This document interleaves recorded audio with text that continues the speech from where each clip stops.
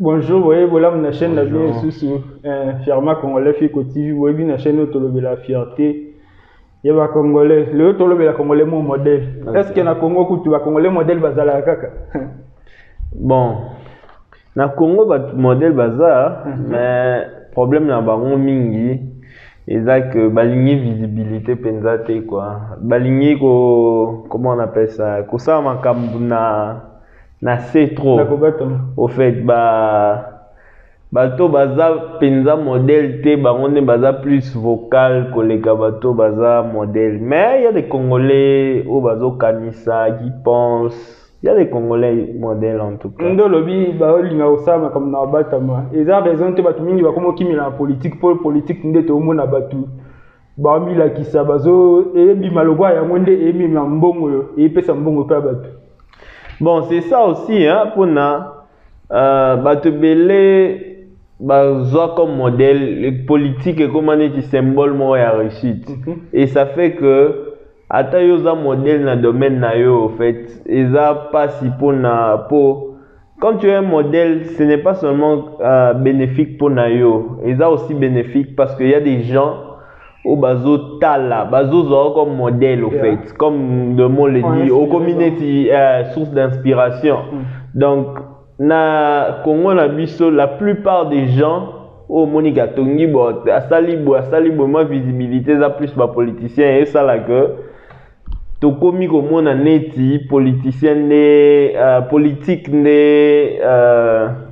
comment on appelle ça profession où il faut kozwa ou quelque chose dans ça succès donc c'est comme politicien de commis au commis donc yeah, you've made it in life. Si quoi les autres le la congolais mo kaza diaspora comme on Frank Ngombe oh babenga salon Frank. OK. Salon Frank a été poto en 1990. Wow. Ya a poto en 1990 na Belgique 21 ans. Ya. Na Belgique atikali kosela mutute asala azalaka coiffeur donc a fongoli salon ni 31 yeah. 31 mais azonga déjà. OK. Ya azonga depuis 2006 na Congo.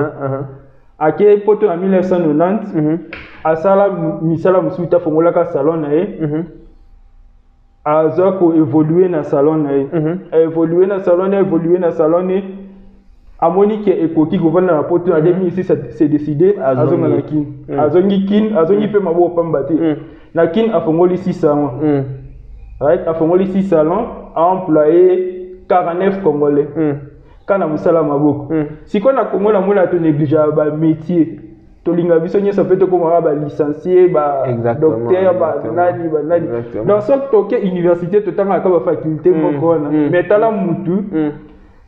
Ayi singa kaza D6 yemo ape singa information ayi singa saka D6 ake poto sadi ba salon azongi afongoli 6 salons employé 49 Congolais.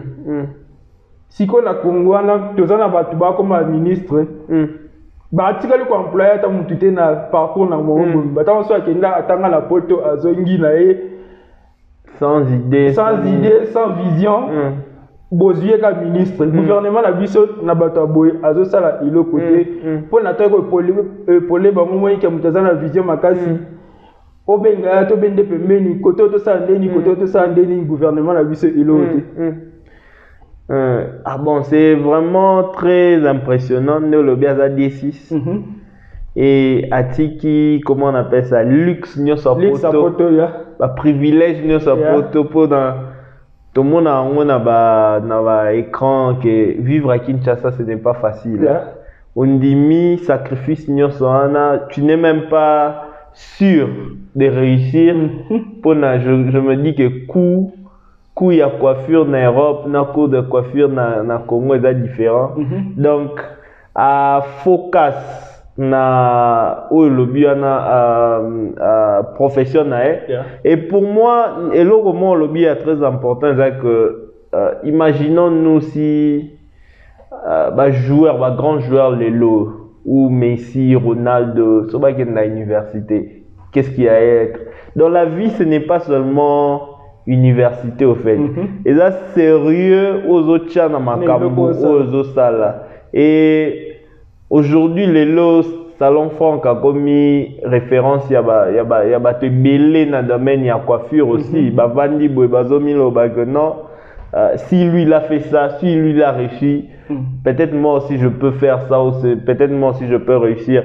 Et c'est ce que notre communauté en tout cas manque dans le domaine nyoso, que tous en a modèle te oyo. Des fois, comme j'ai dit tantôt, on ne réussit pas seulement pour soi, on réussit pour na lobby batu obarota la yoba mona que ceux qui yo sala ke logo boy, ceux qui achiva ke logo boy, peut-être ngapé bazio sigo comme modèle ngapé na rokyo sala logo boy. C'est vraiment très encourageant. À la Kisibiso que tu peux être D6, tu peux aussi accomplir des grandeurs pareilles dans la vie. Donc et ça mutu limite mutu zaka yo mo mutu yemoko ne lo mo lobi na mutu moko na lada passer mo lobi batebele bakufa pauvre po akenda classe à quelle classe à sili ça c'est le économie ya le gara musala la domaine économie exactement tant sous ce qui a mis pesa qui ne long sous à côté ko comme mutu plus riche que cause musala la domaine exactement et ça la constat la plupart d'entre nous so comme la dernière année na eu à l'université et l'ogo préparer le plus c'est un CV que business plan. Donc tu prépares plus un CV qu'un business et tu te dis que ceux qui CV en a par exemple pendant une année aux eu réponse moins satisfaisante c'est que vous allez immobile pendant une année. Alors que au route une institution moi et puis ma coquille il y a créer biloko. Pourquoi le temps est repassé pour nous la CV? Pourquoi tu ne crées pas au fait? Et ça, comme on le dit, un système éducatif, ils ont limité un salaire, musala, CV, consort. Si on a tenu salon Franck, on a tenu et là on dit yo vandi no la poto bien dans la business na et là on dit et ça là qui ok oluka ozonga na mboko s'installer na Kinshasa arabi singa bolingo azana bolingo makasi po na mboka na ya ngwana esalaki ke akama bagage azonga à investir et là mususu sala bien on a sepela na oza kobenga diaspora mususu o bazana poto benga bango butu moyi bozonga boya totonga la Congo totonga la Congo azo conscientiser bango butu moyi est-ce que nde au moins la diaspora congolaise vraiment to comme na niveau na conscience wana que il faut totonga la mboka na biso. Bon, diaspora congolaise, s'il faut dire par oui ou non, je dirais non. Parce que éveil de conscience, c'est ça, penzate. Et l'homme sous en tant que chrétien, parce que c'est un principe fondamental. Et un au monde a nous médité dans je crois, semaine oyo. Et c'était quand comment on appelle ça? Moïse a envoyé les espions pour aller espionner terre promise. Et ça deux cas quand même qui rapport moko ya bien. Misusu je crois bah il 11 hein. Bah qui 12 I think. Bah il 12 10 bah mi rapport moko mabe. Mais bah lobi nzambe a sepela na ba o mi balio bah mi rapport à bien.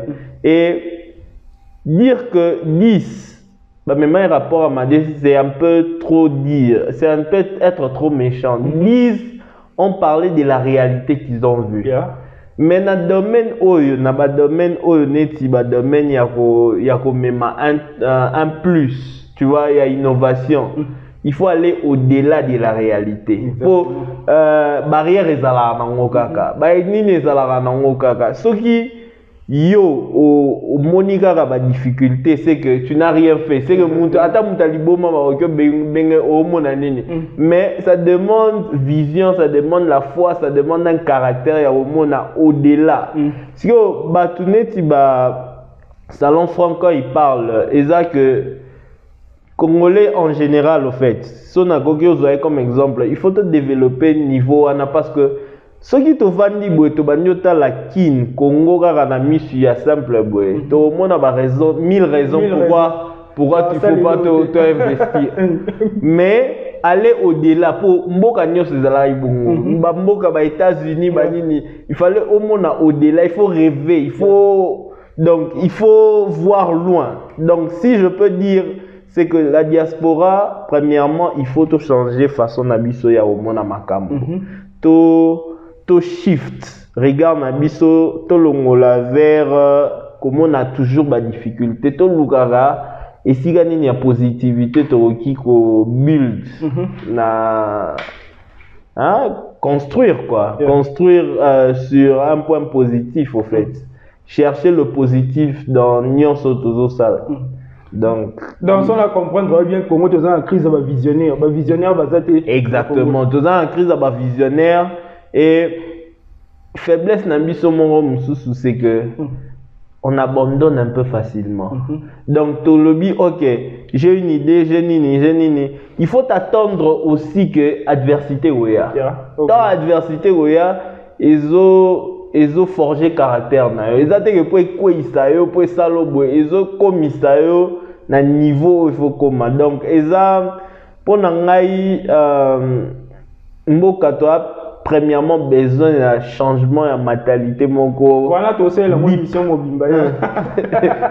Et ça dit vraiment donc bon que ça 3 ans mobimba to changer la mentalité. Et c'est la campagne donc c'est exactement. Motunyo so azana la mentalité bien. Exactement. Ami koti ça vraiment le voilà quelque chose opposition pouvoir so ka congolais vraiment il faut investir dans congolais à changer mentalité. Exactement. Et tu te dis que ce qui mutu déjà na mémoire na bongo na aza déterminé ya elo monte au stopper. Donc il faut to même congolais na niveau wana ya détermination pour na akoma que elo comment côté na vie et stopper les donc c'est un peu ça.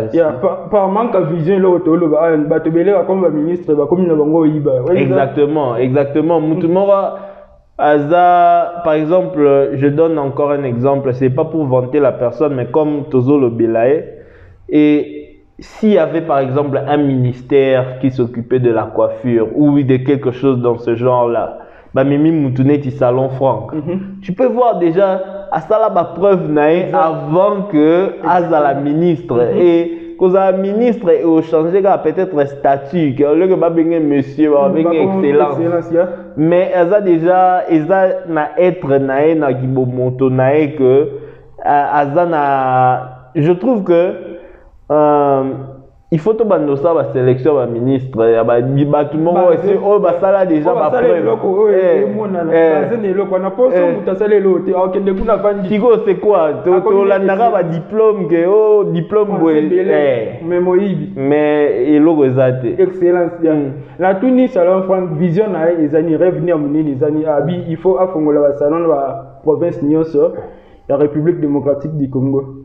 Pe na tuni ba projet ne à venir abi OK alingi ko atiki salon te mais alingi ko comme na domaine immobilier pour atonga mama la villa na maluku tala visionnaire o ebe bongo atiki ba mon fleuri atiki ba limiter atongi mama la villa na maluku pe azoko benga diaspora butumo eboya to soma na maluku boya to soma maluku non mon avenir à maluku wana est-ce que ezalaka nde eza maluku kala to ebi yango to e ko mesika mo e ko ma cher makasi na avenir bon pour nanga esika mabele nyonso ya na valeur valeur eza pour te bi ba cité neti ba monga fula neti ba kintsuka ni marate ke koma ninge koma kiana ninge komi siko ya mine eza comme te le biana un visionnaire c'est quelqu'un qui voit le futur na présent siko yazomona rara matiti zamba mais yazomona ke dans 2-3 ans population te koma boye batu ba s'épandre il faut batu misusu ba van un peu plus loin donc c'est comme tu as dit là, tu as vraiment tout dit. Ça montre combien visionnaire Salon Franck est. Et ils ont encouragé au fait, ils ont encouragé et ça donne beaucoup de l'espoir en tout cas pour notre petit peuple, pour batu misusu pe ba micha ba limitation parce que ngana na masana moye pour akenda université te assista ya monara na vie en réussir donc ata ce que ça libo mais ya za mundele donc mais ya ami monara en réussira jamais na vie pour assista pour avoir diplôme te donc ça aide aussi à certaines personnes parce que quand tu dis, oh, par exemple, Bill Gates, Bill Gates a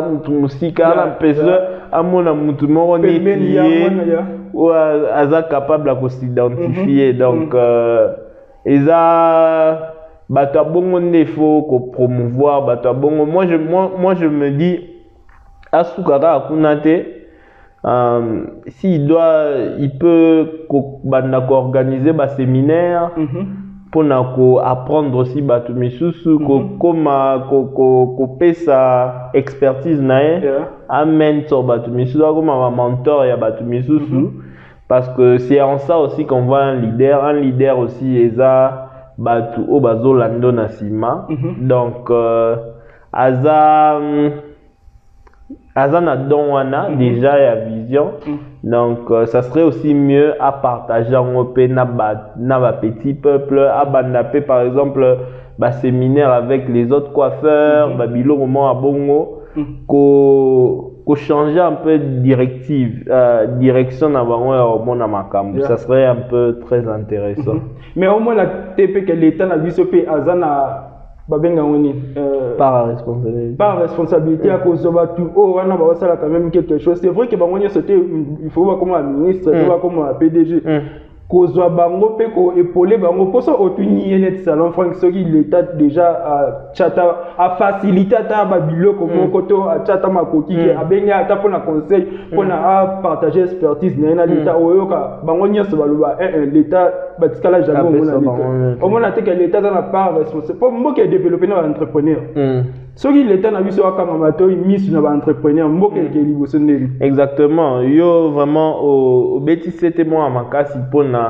l'état a ce devoir là a un devoir wana parce que déjà des yemugo akokate a besoin à batu o bako rendre les tâches faciles et de surcroît banamboka ça sera encore plus facile parce que je crois même la fois passée toi ando betaliso nango ou dans le sens où pourquoi aller par exemple prendre un investisseur étranger d'abord avant que bandana entrepreneur locaux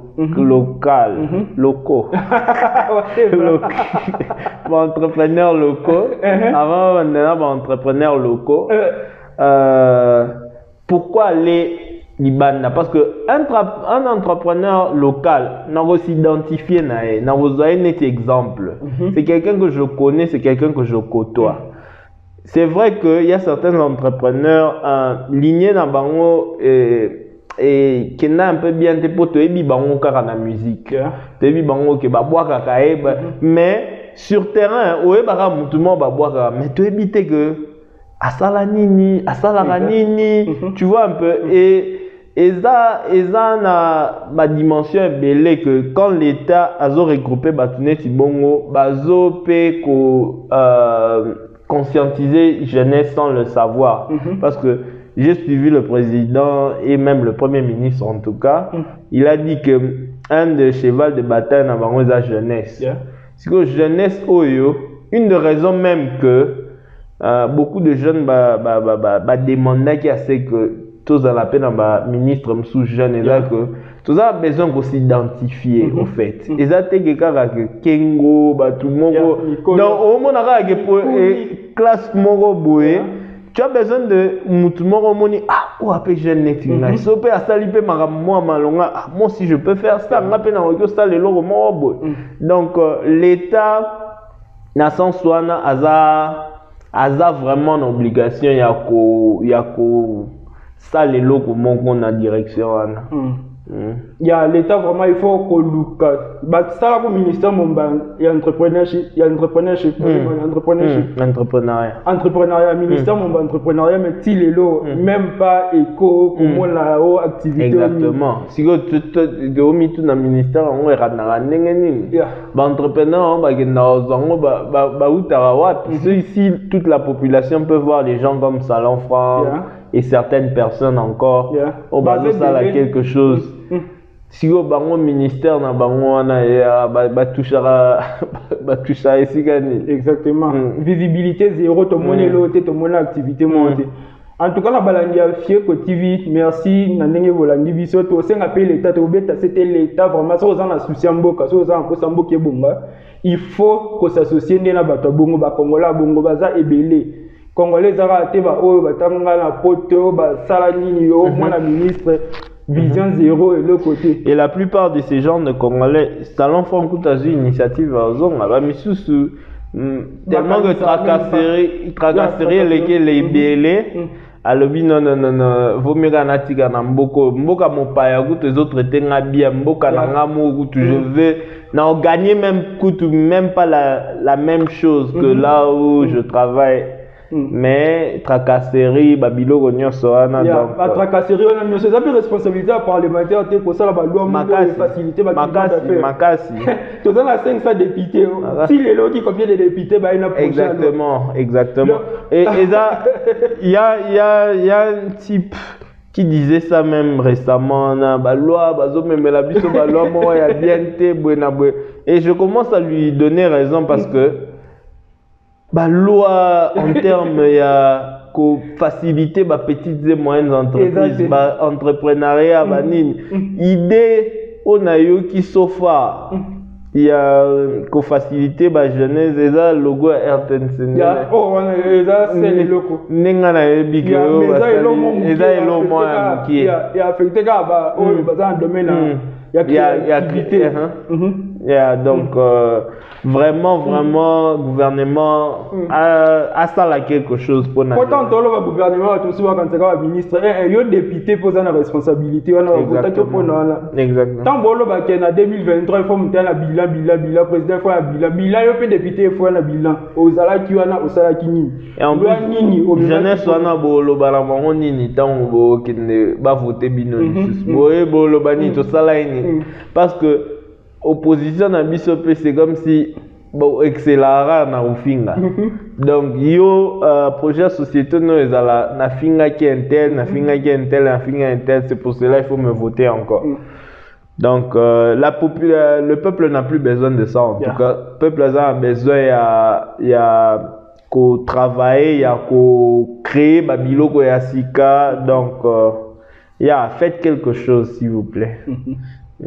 En tout cas, merci na balandi na biso nyonso. To mona ni suna mutu mususu ya sika. OK. On te lobela prochainement. Ciao. Ciao.